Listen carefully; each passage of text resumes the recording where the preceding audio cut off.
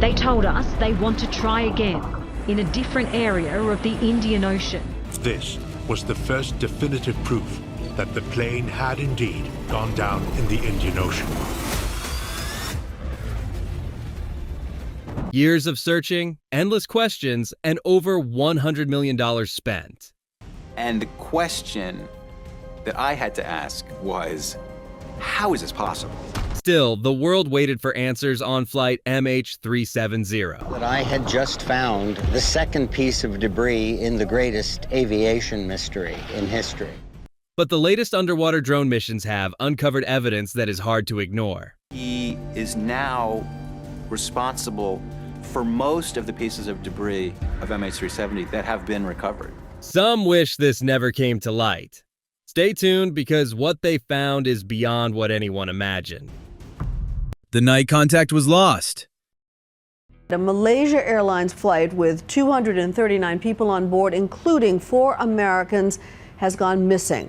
A plane disappearing into thin air feels like something that belongs in fiction. Yet that is what the world woke up to on March 8, 2014. The clock had barely struck midnight when the Boeing 777 prepared for departure at Kuala Lumpur International Airport. The aircraft, known as Malaysian Flight 370, had a planned routine journey to Beijing Capital International Airport. On board were 227 passengers from various countries and 12 crew members. The expected time of arrival in Beijing was around 6:30 in the morning, and the entire trip was meant to last 5 hours and 34 minutes. As the plane lifted off the runway, its engines hummed steadily, carrying the massive plane gracefully into the night sky. Everything appeared perfectly normal.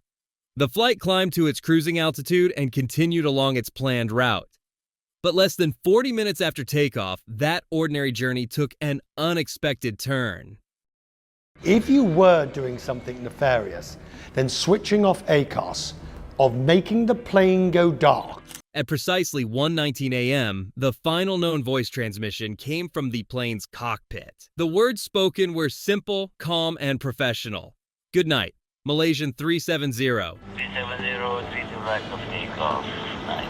Now, this is a routine phrase used by pilots, and it signals the handover from one air traffic control zone to the next. Yet, those few words marked the last clear contact anyone had with the aircraft. 2 minutes after that message, the aircraft's transponder suddenly stopped sending signals. Ground control relies on the transponder to receive essential flight data, including the plane's position from airborne aircraft. It was turned off just as the flight approached Vietnamese airspace over the South China Sea. But this was not the first system to go dark. At 1:07 a.m., about 12 minutes before the transponder went silent, the plane's aircraft communication addressing and reporting system sent its final data transmission. After that, it too stopped sending signals. The Aircraft Communication Addressing and Reporting System, or AARS, provides real-time information about the aircraft's performance to airline operators and maintenance teams. With both the AARS and transponder disabled, the plane became nearly impossible to track by civilian air traffic controllers. To those on the ground, it was as if the jet had disappeared entirely from the radar. Silence replaced the steady stream of data that had been coming in, and confusion began to spread. No distress call was ever made. No indication of trouble came from the cockpit. One moment, everything was normal. Next, the aircraft was virtually invisible.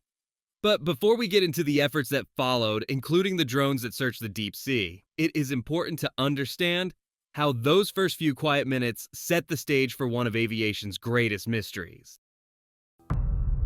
The radar trail of Flight 370. Not every radar tells the whole story, but the ones hidden from public eyes sometimes reveal more than expected. While normal radar systems struggled to track the missing aircraft, the Malaysian military turned to more advanced technology. Their defense radar had the ability to trace objects in the sky even when devices like transponders were switched off. Either it was intentional and someone tried to turn all of those systems off at once. However, during the initial investigation stages, military officials were reluctant to share critical data that might reveal their radar system capabilities. Ultimately, they chose to reveal their observations, which showed through radar records that Malaysian flight MH370 had abruptly altered its course. It first turned back toward the southwest, cutting across the Malay Peninsula. Not long after flying over land, it changed course again, and this time it headed northwest, flying over the dark waters of the Strait of Malacca.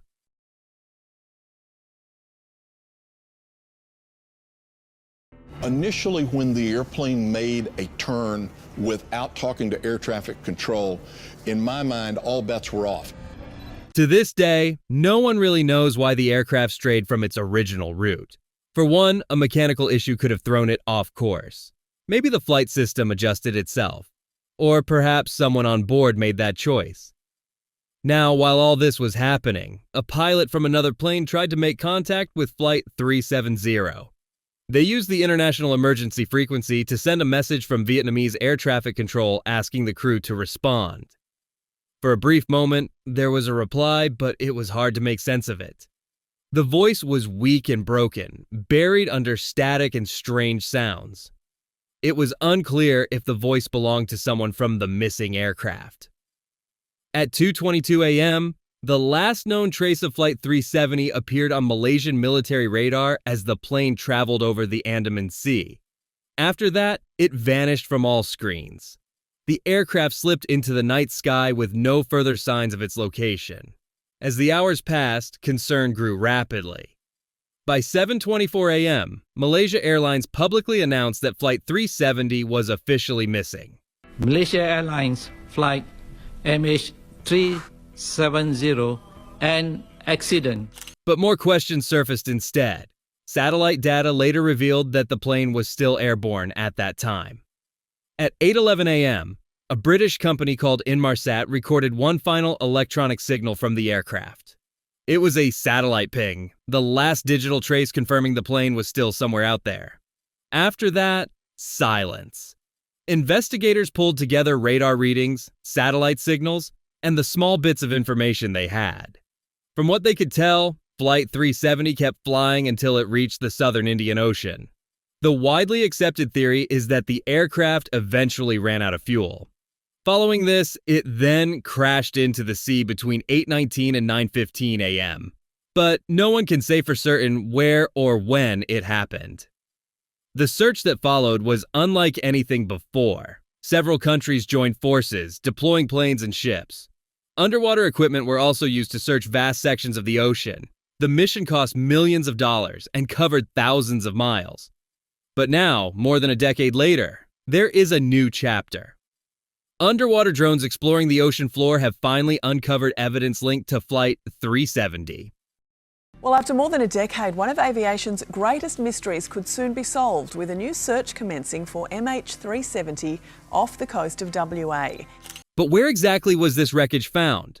And what did the search teams discover beneath the waves? Stay with us to learn how these deep-sea missions brought answers to a mystery that has haunted the world for years. The clues that led nowhere. The disappearance of the plane left families across 4 continents shattered. 3 generations of my family. This is the extinction of my whole family. The idea that a highly advanced aircraft equipped with modern systems and multiple backup communications could simply vanish seemed impossible. In an age where deleting an email permanently is almost impossible and going off the grid intentionally is difficult, the vanishing of a Boeing 77 without a trace seemed beyond belief. These planes are designed to be trackable at all times. And so, while the world mourned the people lost on Malaysian Airlines Flight 370, the search for answers was already underway. Top of the list was locating the aircraft's black box. Finding this could help explain what had gone wrong. At first, the operation focused on the South China Sea between Malaysia and Vietnam. The mission quickly became international with 34 ships and 28 aircraft from 7 different countries working together to track down the missing plane. But as the days passed, it became clear the plane was not there. New clues pointed investigators in a completely different direction. After carefully studying the satellite communications between the aircraft and an Inmarsat satellite, experts realized the plane had traveled much farther south than expected, deep into the southern Indian Ocean, basically on a southwestern heading, and disappeared into the vastness of the Indian Ocean. Basically on a southwestern heading and disappeared into the vastness of the Indian Ocean. This discovery completely changed the search. 1 week after the plane vanished, efforts shifted far from the original location. What made this even stranger was the timeline. That leg of the flight took over an hour, which did not fit the usual pattern for hijackings. It also did not match any known cases of pilot suicide or accidental crashes. From the start, this investigation pushed experts into unfamiliar territory. MH370 did not follow any of the usual rules. The first stage of the search lasted 52 days. It relied heavily on aircraft covering around 1 million square miles. Hundreds of search flights were conducted, all scouring the vast stretches of ocean and land for any sign of MH370. Despite the scale of the operation, the aircraft remained missing. In January 2017, after searching more than 46,000 square miles of the Indian Ocean floor, the governments of Australia, Malaysia, and China made a difficult decision. The underwater search was officially called off. The effort, which lasted nearly 3 years, came at a cost of $150 million. But the families of those on board were not ready to give up.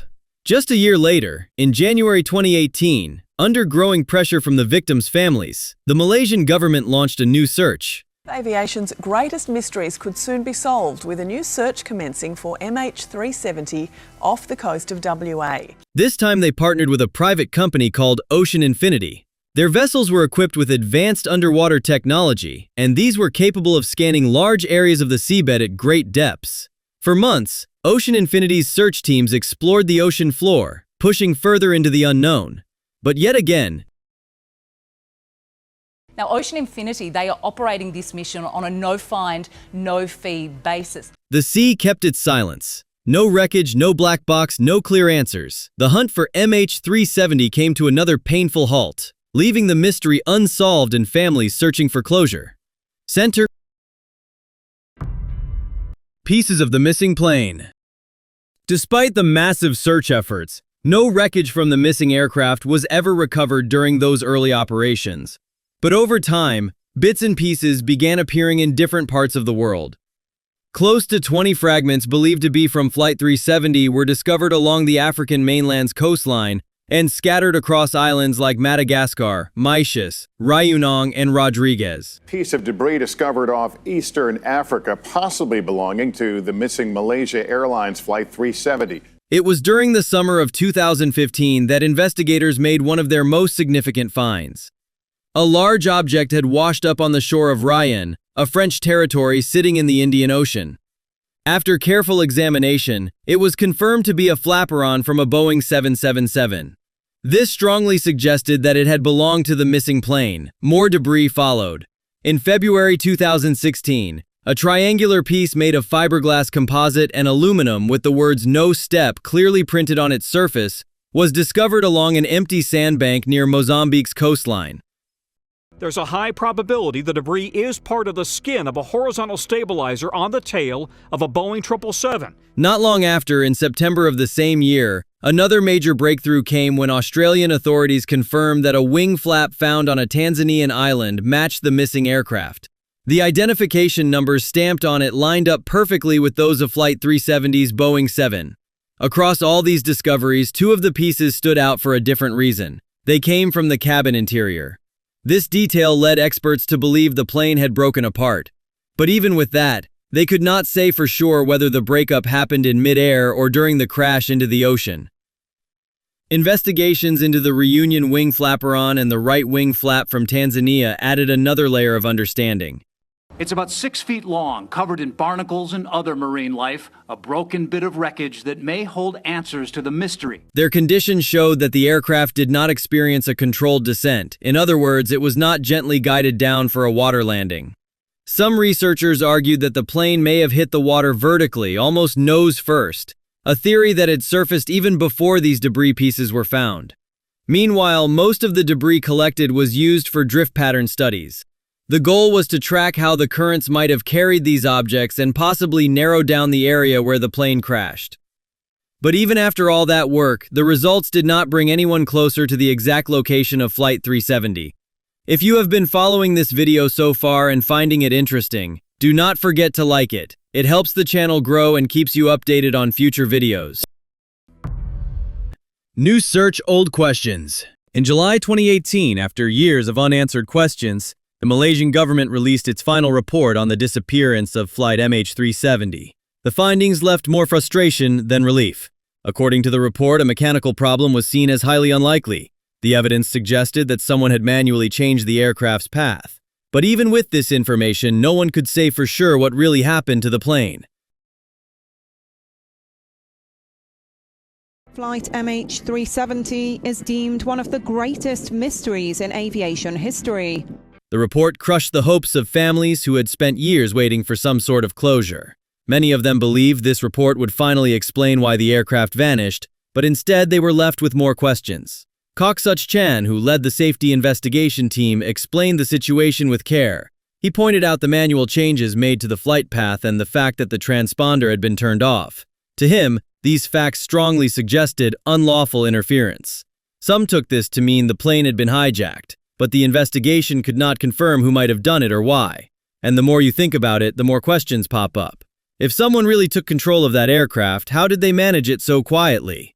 And if it was not hijacked, then what really happened up there? Then there is the fact that there are no claims of responsibility, no signs pointing to a group or individual. And the theory that hijackers would fly the plane all the way to the southern Indian Ocean never seemed to add up.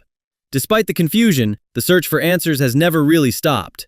In December 2020, nearly a decade after the plane's disappearance, Malaysia's Transport Minister Anthony Locke announced a new effort to find MH370. The Malaysian cabinet agreed in principle to a $70 million deal aimed at locating the aircraft.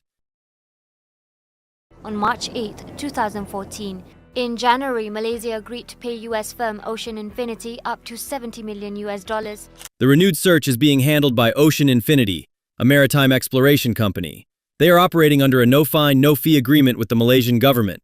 This means the company will only receive the $70 million if they actually locate the wreckage within 18 months. Remember that Ocean Infinity had already led a similar search in 2018, which came up empty-handed, but they have since upgraded their technology. With these improvements, hopes are rising once again that answers could finally be within reach. The latest chapter in the search for MH370 brings together experience, science, and hope. At the center of this effort is Armada 7806, the massive deep-sea survey and exploration vessel designed for tough ocean missions. The ship is hard to miss. With its frame, advanced radar systems, and fleets of drones, it looks like something straight out of a futuristic research lab. But this is no ordinary ship.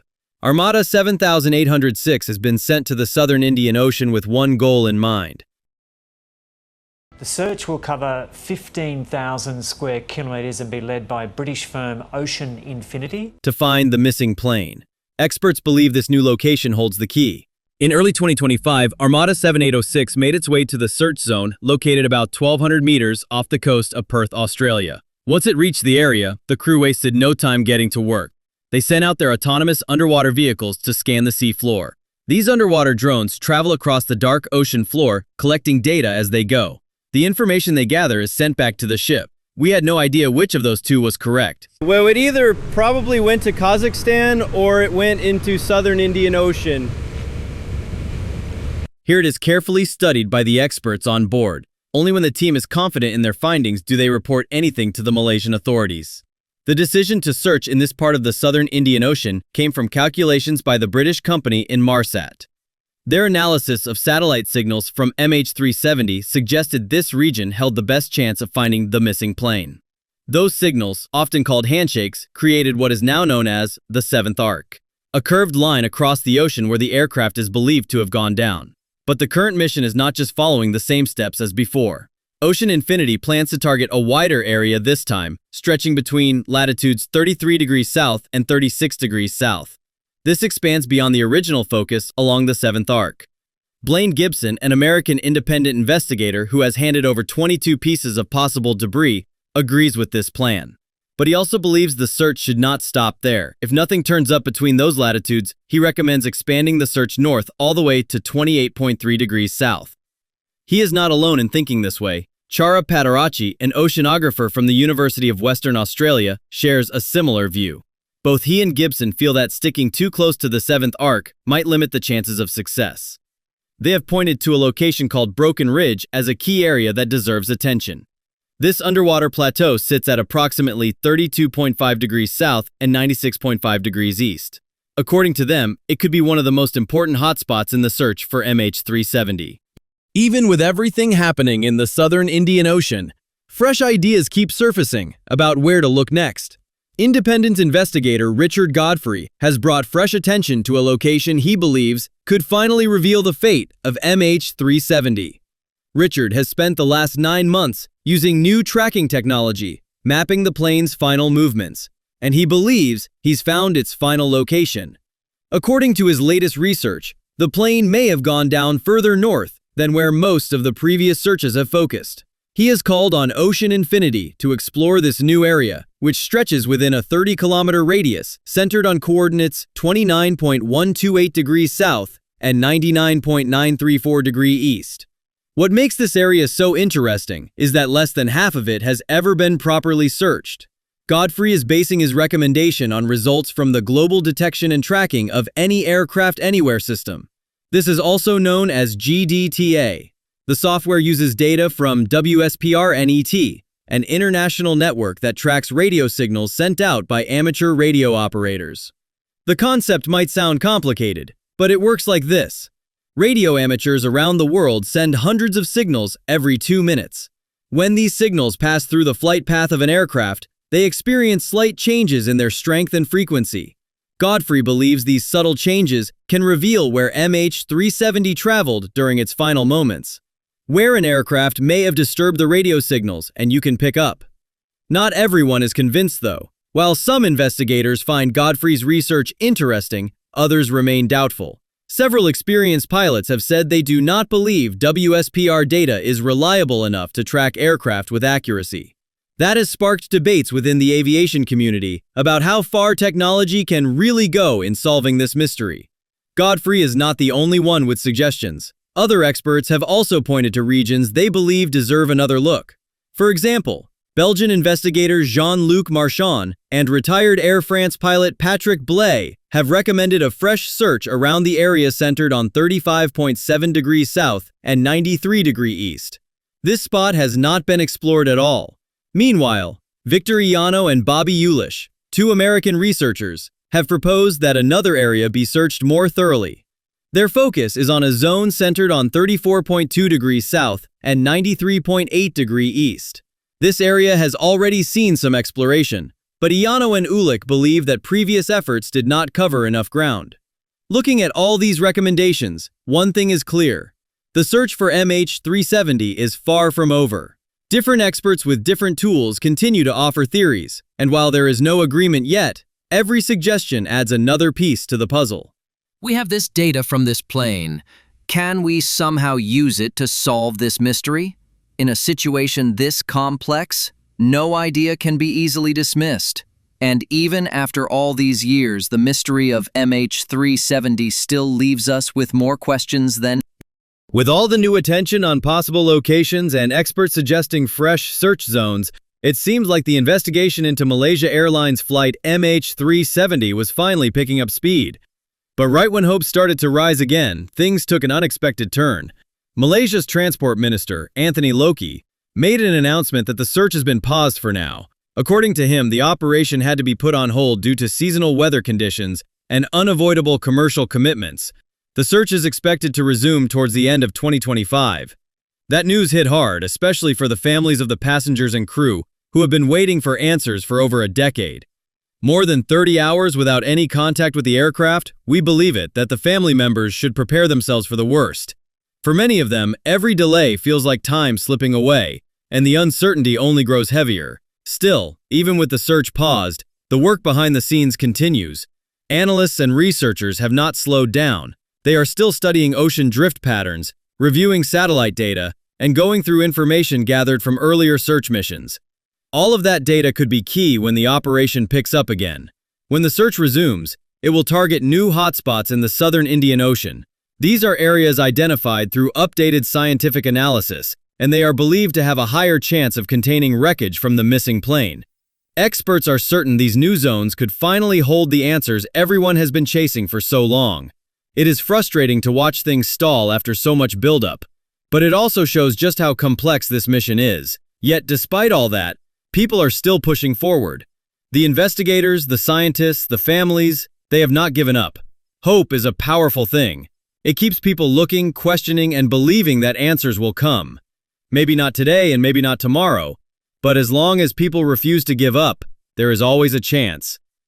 If you have enjoyed this video and want to stay updated on the search for MH370 and other important investigations, make sure to subscribe to the channel.